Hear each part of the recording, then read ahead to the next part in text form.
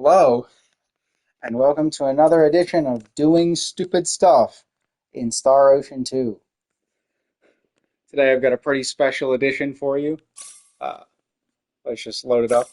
I think I'll begin with the conclusion this time, but our goal this time, if we go to the challenge missions, we want to do this. We want to deal 99,999 damage in a single attack. We're going to do it before we've even completed Krosse Cave. You can see Celine is still a guest there, so that proves that we haven't even gone through the cave yet. Anyway, let me see if I can show it off first, and then I will explain how I actually came to do all of it. First things first, we will need this.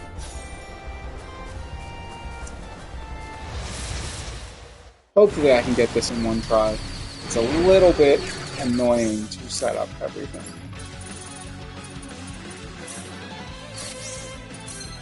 This is actually the first time on this file I've opened the symbology menu, which is very funny. Okay. Gotta make sure not to kill the big leader guy.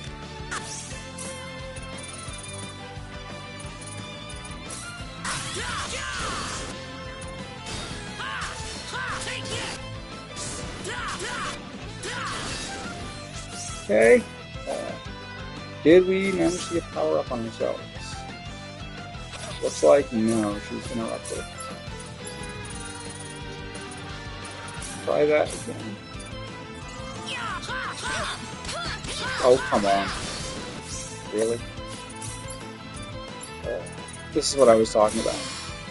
Kind of annoying.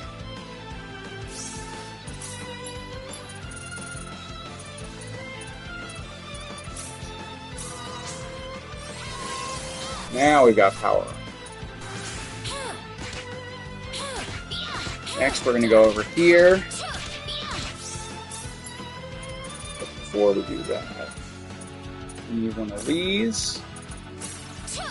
Yeah, there we go. Now, wait patiently.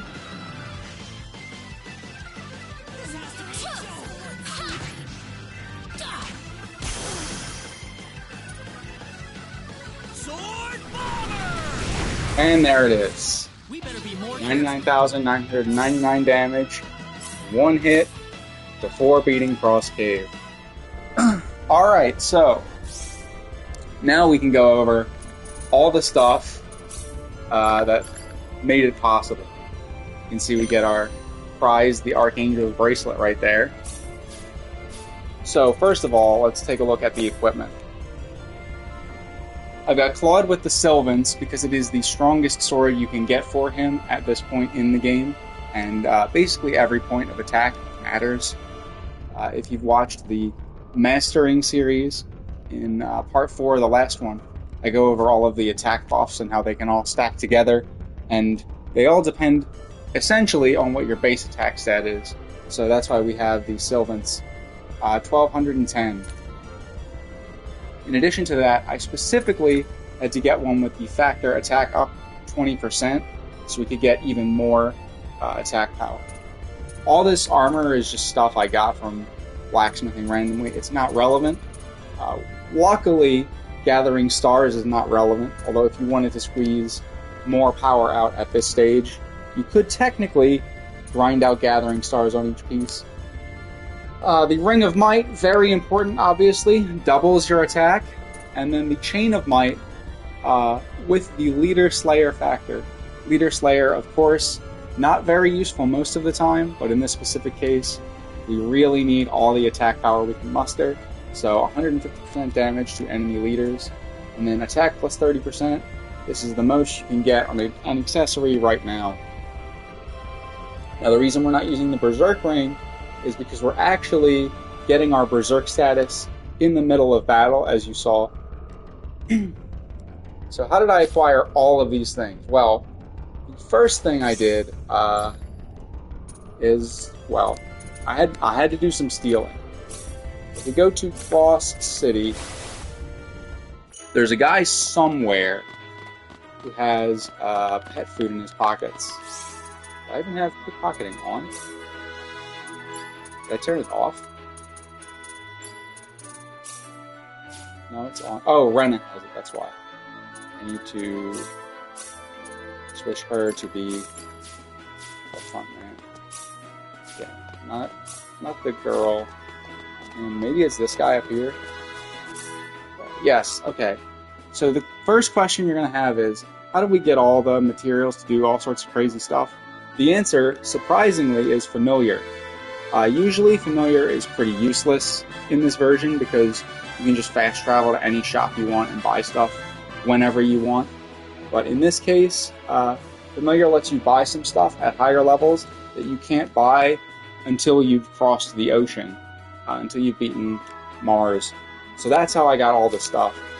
Now, bearing in mind that I have basically access to anything that I want, the first part was to get Claude customized so I could make the Sylvants. There's orichalcums available from challenge missions, or you can go across the desert to where Ashton's hometown allegedly was going to be. The enemies there drop Damascus and orichalcum. So what you do is you go random customization to make a, what's it called in this version? Far Cutter. The sword you can buy in Liquor that does multiple hits per swing. You take that, you add a Star Ruby to get an Ignite Sword, then you add orichalcum to get a Sylvants. That same thing is shown off in Part 2 of the Mastery series. Of course, it's not as good as Eterna, but it's the best we can do. The Ring of Might, again, as shown off in the Mastery series, you need a Rainbow Diamond. You can steal one in Arlia, or there's some from challenge missions. Thank the Lord we didn't need to get a specific factor on this, because it would take forever to make them and get whatever factor you want. This is just from green barrels. Pretty easy to make, although I did have to make a whole bunch to get the Leader Slayer factor on it. For Rena, we don't need anything except have the Break Up. Meteor Ring you get from breaking 50 enemies. This was just to help with breaking the actual enemy. The other important thing, if we go to status, something you would not normally think about, the friendship level with Claude is important here. We are using Celine, Celine's death to become Berserk in battle and get the extra 100% attack power. So I had to use Publication, which is not something you would usually hear about in optimization, to make sure that they're really good friends with each other. The other items that I used in battle, if we go to Harley, you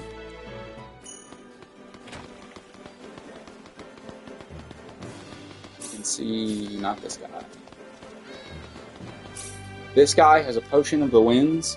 You can also get them from compounding, but these give you 40% extra attack. And then if we go to Marze,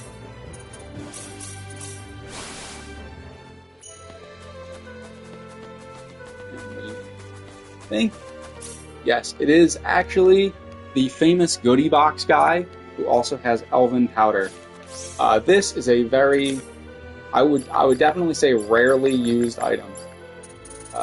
What it does is it makes you take no damage for 10 seconds, which in this game is actually long enough to beat almost anything. But afterwards, you die instantly. So what we did there was we made Celine invincible, but then had her die so that Claude would become Berserk and get stronger. Of course, our formation here, we did not need full bonus, thankfully. That's another rare factor that would have taken forever to get. All we needed was the plus 60 from the Tri-Shift 2, which you get from dealing 5,000 total damage, which is obviously not very difficult at all.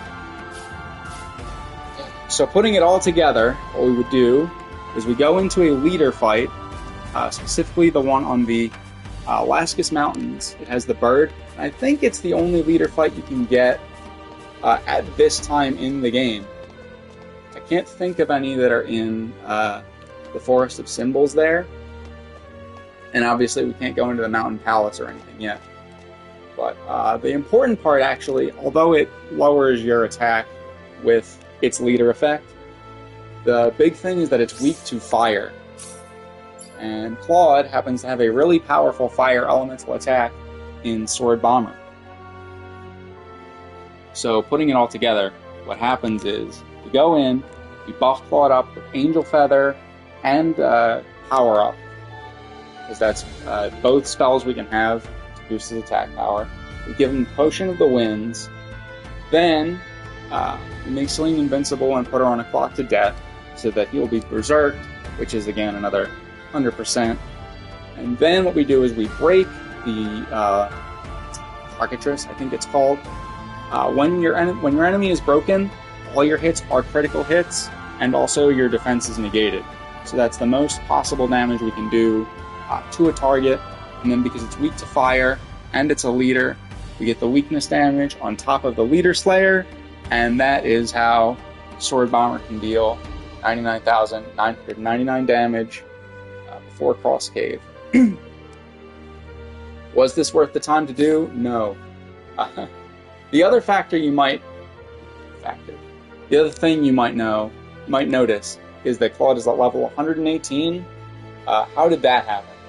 Well, mostly it was from, do I still have one? The counterfeit metals. You can make these from counterfeiting, obviously. And then we just used the regular bodyguard exploit to get up to level 100. And then after that, what we did is we went behind the mountains.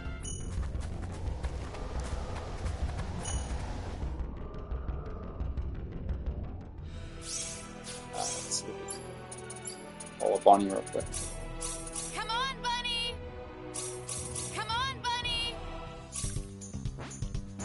You go into the desert back here.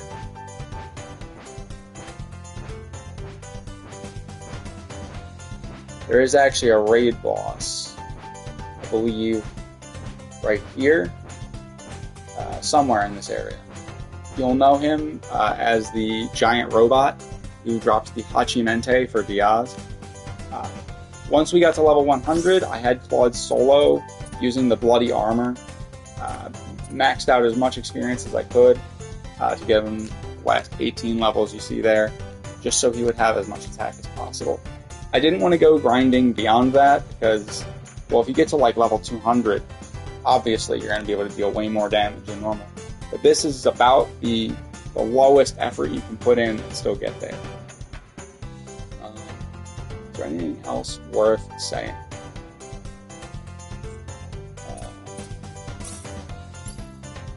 All the equipment, covered why we're using Sword Bomber. And obviously there's no SP stress at all. If you're grinding this high, this early, you will have the SP to do everything you need. Well, yeah. So why did I do this? Well, there's actually a somewhat legend, a somewhat meme in the community. Back in the day, there was a man, VeghEsther, he would go by, and he would always mention how he power leveled to 37 plus in Alaska's mountains. Sometimes before Celine had even joined the party, you know. And obviously, we still see vestiges of that strategy to this day in the community. It's really funny how far SO2R lets you take things, since it gives you all the skills right away. As soon as you get Celine, you can really do anything you want. The only limiting factor is your time. Oh, I did forget one thing. In the corner there, you can see we have a food active. That food, if I can find it, is the Lamburger Steak, plus 10% attack. That's the thing I forgot. You can just make this as a meat dish. That was the last little bit that was over there. Anyway, you can consider this a love letter, begrudging call out, anything you want to VeghEsther. This is the ultimate evolution of power leveling before Krosse Cave. Just yesterday, actually, somebody told me that the Raymond assault action, the main character from Star Ocean 6, he can easily hit 99,000 on his own with the assault action if you have surpassed damage limit, which is by far the longest part of the grind. You have to get 40 million total damage in order to break the damage cap with anything. So that's what took the longest for this setup. Although getting the equipment was annoying, it wasn't nearly as bad as having to run around and grind for forever. I forget actually how you do get Raymond. I wonder if it's one of these challenge missions somewhere. But it's going to be about the same amount of work because you would still have to grind to get the break damage limit. You may as well do all this other stuff. Anyway, now I'm rambling again. I hope somebody at least finds some fun in this one. It was interesting to think about and set up. My original conception was going to be much, much harsher. It was going to have gathering stars. It was going to have full bonus. It was basically the ultimate power stacking. But as it turned out, thank God we needed less than all out. Because grinding for rare factors, when you can't use remaking at all, is really... Anyway, I'm going to cut it here. I might have another video next week. We'll see. It's basically going to be the opposite of this. All right, thanks for tuning in.